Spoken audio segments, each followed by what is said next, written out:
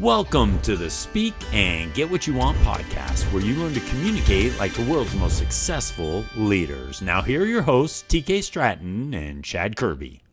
Welcome to the Speak and Get What You Want podcast. In this podcast, we have the opportunity to interview one of the greatest personal injury attorneys that you'll find in America. And I say that with great passion because I have the opportunity to spend time with John Torgesen. And John is an individual who really cares deeply about those he represents. And John, it's great to be with you today. Yeah, you too, Chad. Thanks so much for having me on today. It's always good to see you, man. And that's too kind of an introduction. Thank you. Well, John, the reality is this. You have when people think of personal injury attorneys, they often think of a less than appealing type individual who only cares about money. They're just trying to sue whoever so they can get as much money as possible. And you've really flipped the script on that. So, John, let me ask you this, because, John, you are so passionate and driven to help people, especially those who don't have a voice. Where does that come from? Like, why did you, because money to you is fine, you need it, but that's not what drives you. So what in your background caused you to just want to help people as you do as a personal injury attorney? Yeah, I think of our career as personal injury attorneys and at Torgesen Law, we have a tagline, it's personal, because every single case is personal to me and the firm.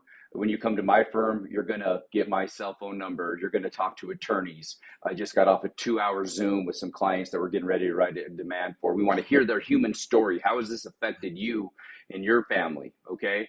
And where it comes from for me, Kirby, is, I don't know, man. I've faced discrimination in my life. I have felt powerless in my life. And I want to be able to right wrongs where I see them.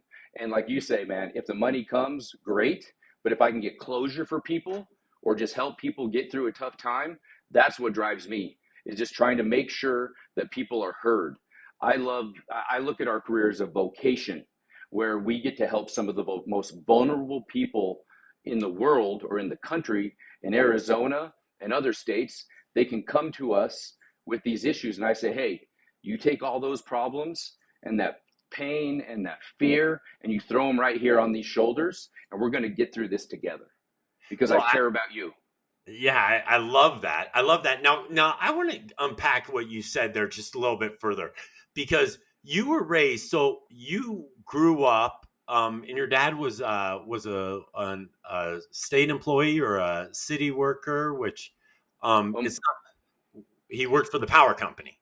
Yeah. My dad, 43 years with it was Utah Power and Light. He got transferred a couple times, but proud union lineman, man. He was a journeyman lineman, and he raised his family, myself, my big brother, my little sister, and my mom. Just a really tight family growing up in St. George, Utah. So yeah, we were down in the Dixie district of the Utah Power and Light division. So I was always so proud of my dad and what he built for us and our family. And I loved it, man, when the beeper would go off. And nowadays, hey, I know it's probably liability issues, but he'd throw us in the bucket truck with him and take us out to the Colorado Strip. And we'd help him out. We'd go up and like shine up the flashlight while he's fixing the fuse. Because my dad loved to help people too, man. When your power's out, the person you want to see most is Fernando coming in the door and making sure that your power is going to come back on. So yeah, I grew up in St. George, Utah. My dad was a blue collar, 43-year journeyman lineman. And then, okay, so your dad's this journeyman lineman, and he's a hardworking individual, but then you end up graduating from Notre Dame Law School, one of the most prestigious law schools in America. So what made you decide, listen, because a lot of people, you have taken your circumstances and you said, okay, I'm going to learn everything I can from my circumstances, and I'm going to be the best version of John Torgesen. A lot of people would sit back and say, oh, you know what? My dad was, he was just a laborer. I'm going to do this or whatever. But you never slip into that victim mentality. And you go, you know what?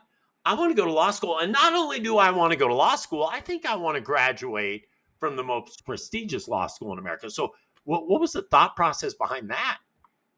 Man, for me, it just starts off as a Catholic kid growing up in southern Utah. And so, the days that I could Yeah, feel right. proud. Stop there, right there, because you say you're from Utah, everyone's like, "Oh, you have to be LDS, right?" Oh But yeah, you're, no, and some of my best friends are LDS, man. but But you're Catholic. but yeah, man. And so we used to have a T-shirt at the St. George Catholic Church, and it said, "I am a rare bird," and on the back it had this funny looking bird, and it said a Utah Catholic, right? And so we were the Catholic Mexican family, and so we did face some experiences, some prejudices and things like that. And not, man, my best friends, I wrote them letters on their missions. They continue to be my best friends. But when you're younger and you're in such a homogeneous society like that, Hmm. it kind of naturally happens where you feel like an outsider, or you are made to Sure, feel like an outsider. And so sure. there's zero ill will, but it's like coming from Utah. I'll tell you this, Curb. When Notre Dame would beat BYU on the weekend, I could hold my head up proud on a Monday when I went up there, man. And one of my best friends, Kyle Graff, his uncle or grandfather, I can't remember. Well, he used to be the trainer for BYU football. So you tell me, in 1993, I believe it was, or 92, when I got to go up, and me, my dad, his dad, and Kyle, we went up to Cougar Stadium and we watched Lou Holtz march the Fighting Irish out on the field. Rudy is just coming out. And so you tell me that I don't think there, and I was like, whoa, there's this many Catholics in the world? And I'm looking at a field of these Right. Notre Dame guys out there. And so, and it truly made me feel like, hey man, John, you're not so bad or different. And so for me, it was like truly my dream school. And my big brother, much smarter than me, and I'm not just saying that. He is a general surgeon up in Coeur d'Alene, Idaho. He is much smarter than me. So undergrad, he gets into Dartmouth. He gets into Notre Dame. He got into some excellent schools. But frankly, being from a blue collar family, my parents were awesome. But we didn't maybe know the intricacies of how to get scholarships and FAFSA Right. and all this stuff. So it was like, well, Marcus, you're going to go to the University of Utah because you got the scholarships and it's not going to cost anything. So I knew I was always going to go start off undergrad at the University of Utah. And so I only applied to the University of Utah. But I'll tell you, I was that nerdy freshman going to the law school fairs, and I'd hang out at the Notre Dame booth, and they were like, bro, you got 4 years. You got to figure out what you want to do. But I knew when I got out of high school, and I knew when I got there that I wanted to not only be a lawyer, but I wanted to be a Notre Dame lawyer. And so then I go and do that, work hard, and with the support of my parents, my family, worked very hard. My grandparents worked so hard to know, and my whole vision was just focused on if I could get into that school, because it was my dream school. And anyway, ended up lucky enough to do okay. And I went early admission. I said, hey, if I get in Notre Dame early admission, which is tough, then I don't have to worry about all these other law school applications. Well, randomly, man, I'm home for Thanksgiving break. And I thought all my addresses would come back to my dorm up at Salt Lake City. Randomly, this letter comes from Notre Dame, and I'm home at Thanksgiving break of my senior year, and it's my admission to Notre Dame. And man, I'm a little bit teared up just thinking about it. It was one of the two times I've seen my dad cry, and it was like it was just like as a family celebrating this milestone of something that you've always wanted to do, and to get out there then and then see the values. It's again, I think that's why we are the firm that we are, because Notre Dame instills. I mean, you start certain classes with the Our Father, and you have a church in every dorm, and I think that the basis of my law school education was a vocation. We're here to help human beings, and a lot of you can go corporate side, you can come and represent real human beings like I do, but I think that, like, man, I don't know. I'm just sorry I went off on that, but that was just. It's good to kind of look back on, Curb, because I sometimes get lost every day to day trying to, make sure that the firm is successful and that my employees are successful. And I look back and say, man, that was a road, and I'm glad I took it. Well, and John, you sit back and you think to yourself, you know what? I believed in myself enough to climb this hill that sometimes seemed just massive in front of you. And that makes a lot of sense because that's how you approach helping other people. They sometimes stare at the bottom of that mountain and it looks massive. And you're like, listen, I was a Catholic boy from St. George, Utah, and I got into Notre Dame. I promise you, I can help you through this very, very difficult time. And that's what absolutely fuels you, you know. And I'm wearing actually my favorite Torgesen polo here with the Mighty Irish logo at the bottom here. But the reality is, John, it's a reminder to people that even on their darkest day, there are brighter days ahead. 100%. There ain't no hill for a climber, right? And so that's how I approach this. When we're fighting these billion-dollar insurance companies and corporations, do not get it twisted. Arizona Cardinals in the great city of Phoenix. It is not Torgesen Law Stadium where the Cardinals play. We all know that it's an insurance company that has the money to do that, and then they're trying to give my clients a hard time. Why? We won't stand for it, man. Like, you need to be there to protect people. That is what your advertisements say, and you need to do what is right in this situation. And when you come into Torgesen Law and you come to my firm, these people are broken, they're stressed, they might be facing eviction. I mean, we have those cases where it's like, truly, some people walk such a fine line that they get sidetracked and can't work for a couple weeks. It means homelessness. So then we help you pick up the pieces, and I promise you, I stare them in the eye, say, we're going to get through this together. And that's what drives me truly, man. When I get to help people rebuild their lives and make their lives better because of an interaction with me or somebody at my law firm that has my last name behind them, that is my life's work. And it makes me very, very happy and fulfilled that we get to do that.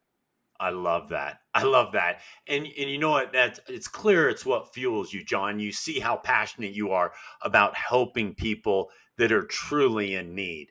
But keep in mind this, and I want everyone to hear this. Not every attorney is created equal, right? There are attorneys that are only out for themselves. They are. And unfortunately, it gives other attorneys really a bad name. But John, you've chosen to help people that really need help in Arizona. You know, it's a pretty competitive market.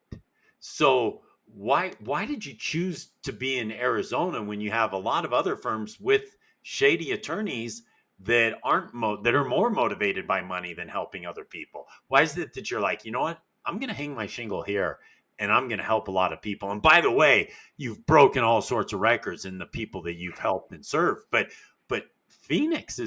Arizona's a competitive place. Yes, no, and it absolutely is, and I will never run from the fact of the shark pool that we've decided to play in. Right. There are plenty of attorneys out there who do not have their clients' interests at heart. They decide to throw their face up on a billboard. They've never been in a courtroom. They've never been to a client's house after a wrongful death, trying to help pack up the belongings of this woman's son. They've never been in the mix. All right. And so for me, yeah, okay, maybe I don't have the tens of millions of dollars that it takes to have these big ad campaigns that some of these firms have. But I'll tell you this, we have the heart. And I truly believe if you care and you have the heart and it's in the right place, my mom and dad taught me that you're going to go places if that happens. And so for me, Phoenix, it has become more and more competitive. We have out-of-state money coming in, owning law firms. You don't have to be a lawyer to own a law firm anymore. Well, you're going to come to my firm and it's Torgesen Law, and I'll be sitting right here waiting to help you. I'll be side by side with you and sitting with you as the insurance company lawyer is trying to uncover the past 10 years of your medical records, trying to embarrass you. I will be here and I will not let that happen. And so for me, I mean, hey, bring it on. Again, I've been an underdog a lot of my life, Curb. And so for me, I relish that. And I'll tell you, I think some of the biggest compliments, and do not get me wrong, when you're a personal injury lawyer, for the most part, most of the circles that I run in, you're a good person. You put your money where your mouth is, literally, and you're not being successful unless you're being successful for human beings. I despise those ones out there that are not, and I'll tell them to their face, I'm not going to run from that ever. That I'm sick of you giving us a bad name, and you need to turn it around, because I'm never going to apologize for being a personal injury lawyer. Because what a personal injury lawyer means at Torgesen Law is not what it means at these big out of state money hedge fund owned billboard law firms. I will never run from that. And you want to put me against a big bully like that? Punch him in the mouth just like you'll do it to a big insurance company, Curb. We have to be sure to make sure that we get in front of as many people that we can, because I know what real legal representation looks like, because that's what we offer at Torgesen Law. And John, such an example of when your why is big enough, and that's your why is so crystal clear and so large that you want to help those who don't have a voice.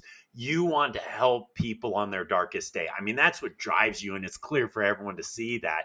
But how do you avoid the victim mentality? You've never fallen into that, John. Like, here you are from St. George, Utah, Catholic, growing up in St. George, Utah. You didn't have the money that a lot of, I promise you, you sat next to people in law school whose families had deep pockets, right? And you're sitting there going, yeah, my dad works for the power company. And they probably looked at you and like, hey, how'd you get here? And, but your why has driven you to never fall into that victim mentality. How do you avoid that? Because you could easily say, oh, these attorneys are outspending me, or, oh, it's just so hard to be successful here. But you won't allow yourself to do that. Is it because you keep getting fueled by your why? What is it?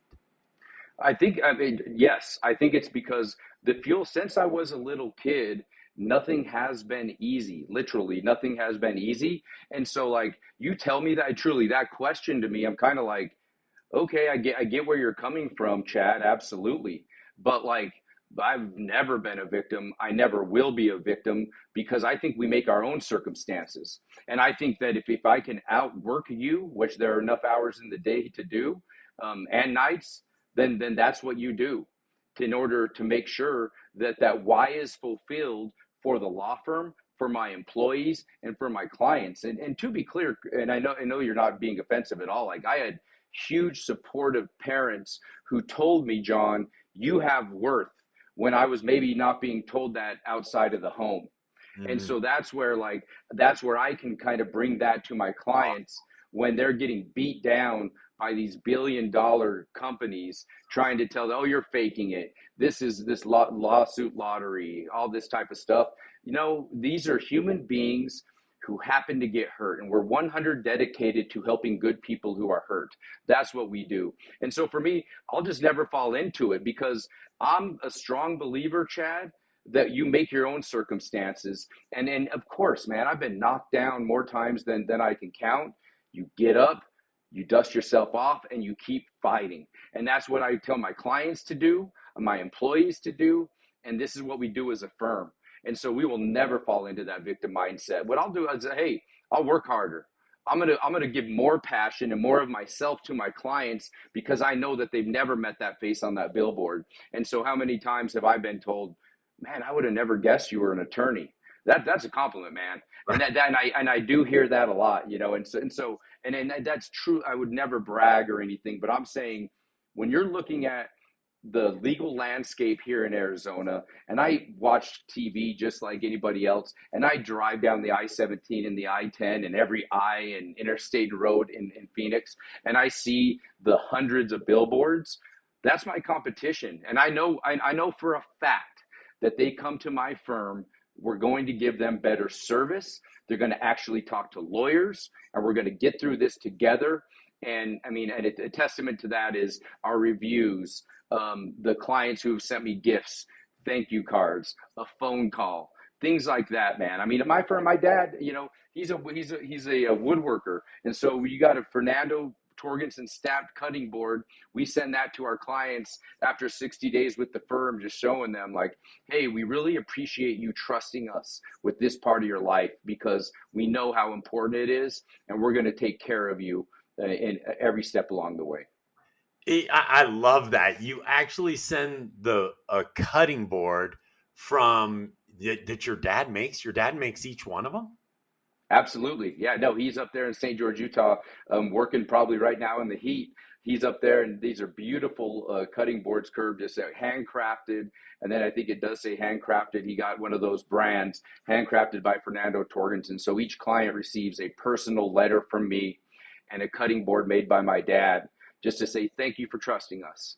We know that you have all these billboard firms and these bus stop firms and everybody else to choose from, and I just want to say thank you because it matters to me, man, because I have a team of people who I love, and you're allowing us to put food on our table.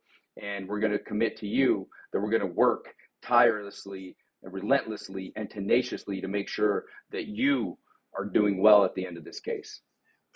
But John, you're a cutting edge law firm. I mean, you use cutting edge technology. You use all the resources and technology to be the absolute best. But my question is, how have you never lost the human touch, even when you're using technologies? Because a lot of people think that, oh, the whole world's going to be AI, the whole world's going to, but you've been able to maintain that even while you're leveraging AI, while you're leveraging technology and so forth. How is it just a fierce commitment you have to the human touch? I guess you could say it that way. I don't know how to act any other way. It truly is foreign to me when I talk to clients who fire other law firms and they come to us and they're like, wait, you're John Torgensen. Wait, I've never talked to a lawyer. I'm like, what? You've been with this billboard firm for 8 months. What do you mean you haven't talked to a lawyer? Right. Those types of things. And so for me, it's just the way that I am built. And I had a very respected lawyer who I work with. I refer cases to. He's a personal injury lawyer, and he was talking to a very well respected defense lawyer who I actually really like, who I go to mediations for. I've been in trial against him, etc. And this lawyer says to me, "Hey John, I just wanted to check in on you because I know we refer you cases. You're a buddy of mine." And I asked this other defense lawyer. I said, "Hey, what do you think of John Torgensen?" And the defense lawyer was like, well, he's tenacious. And I'm like, that's all he said? I'll take that every day of the week, man. And so he didn't say I was a jerk or unreasonable or anything else. He just said I'm tenacious. So when another lawyer lines up against Torgensen Law, they're going to know we're going to be tenacious and fair and reasonable, but we're going to absolutely not stop until our clients are helped. And so, and you had asked about how do we maintain that while working in this world of AI and systems that we have to use, and expanding the firm and accountability and visibility within the firm, all these types of things. I think that it all comes down to we still keep these core commitments of trust, loyalty, and commitment. It's on the window at our office down in Phoenix. You've seen it down there, Love right? it. And that's where we have a team come together. And hey, if AI is what they say it is, and the platform that we use is helpful, but never would I push a button and then send that letter out. We then get that and we craft it and we tell the story of the client the way we've always done. Absolutely. Does it make us more efficient? Yeah, yes. But does it kind of diminish any of the heart and soul that we put into anything? Absolutely not. It just enhances it because it makes us more efficient in order to help more people. And that's what I love about it. Oh, I love that, John. And you've had the ability, John, to surround yourself with exceptional people who share your why. How important have the people that you've chosen to associate with closely impacted what you're doing? They are everything. My team is everything. I have my director of first impressions has been with me for 11 years. I have my office manager who's been with me for 10 years. I Which have is my crazy, lead. John, which is crazy in this Yeah, no, man. industry to have people that long stay with you. Yes, and I am severely loyal to them, and I feel the same way coming back towards me. I have my head pre-litigation attorney who's now, I think, in year 6. He started in law school, and then he's been here in year 6. I just and then also hired an attorney last year, and then we hired a new attorney who's just different. I love her. She's been helping me on these high value advanced litigation team cases, and we're just rocking it. We're really doing well, and so that. And then in addition to that, the case managers, the lien resolution specialists, medical records collections people. We have a team of people. We have a client concierge, Kirby. And so what we have is what she does is, we get a new client in, they're having a tough time, and it's not as much as this, but it's just, hey, throw them $100 Uber Eats card, please. I want to make sure that they have some meals while they're healing up.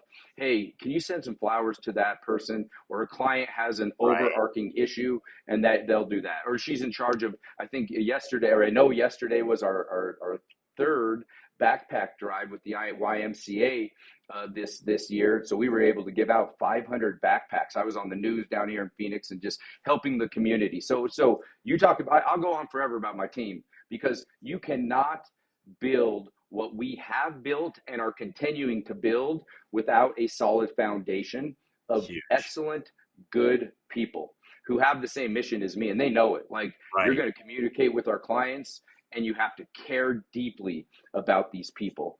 And if you don't do that, you don't fit in here. That's fine too. There's other people that maybe want to go work for a billboard firm, and you push a button and it generates a letter, and that's how you want to run your practice. But not us. We get in the mix, and we make sure we're side by side with these people in the fight with them, protecting them. I love that, John. I love that. The way that you approach everything. And I love spending time with you. I love spending time with your team because of what fuels you. When I spend time with you and your team, I'm energized because of what you're all about. And it's phenomenal. Thank you, Kurt. That means a lot coming from you, and you have honestly energized my firm and energized me to a level that I've never felt. These systems that you have brought in, the visibility, which we were lacking, man. I mean, to have you on my team, Kirby, has been something that is changing the course of my law firm and my life, and I'll never be able to thank you enough. And I mean that from the bottom of my heart. Like, it has been so amazing to see somebody who understands the passion that we have, you know what I mean, and who brings even more passion to my heart. You energize me, man. I want to run through a wall after some of our meetings, Kirby, and I truly appreciate it. Well, absolutely. And it's exciting to see when you do the right thing, how the opportunities open up before you. And you do the right thing. And I just want to wrap up with this quote that many of us have heard before, where it says, you can have anything in this world you want if you help enough people get what they want. And that's really what you do, John. You help people on their darkest day get what they truly want and deserve. And I love it. John, I could talk to you all day. The content and experiences you shared were phenomenal. I love it. And I appreciate you spending some time with us today, John. No, I appreciate you, Chad, and thanks for having me on. And yeah, anything else you need, I'm always here, man. I really appreciate you. Absolutely. Take care. Thanks, John. Bye now. Of course. Take care.